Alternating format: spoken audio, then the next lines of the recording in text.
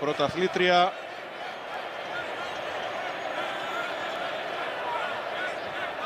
Ήδη χοροπηδούν.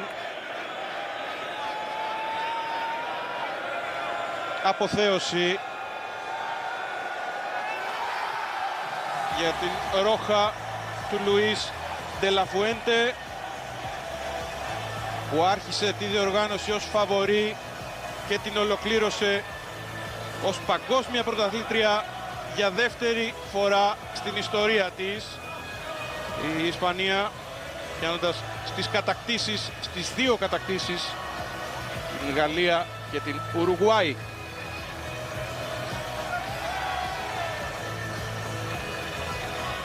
Είναι η σύγχρονη μήτρα του καλού σωστού ποδοσφαίρου.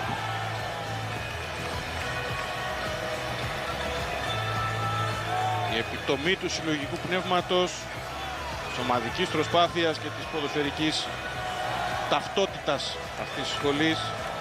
Τώρα βλέπω το Κουκουρέγια και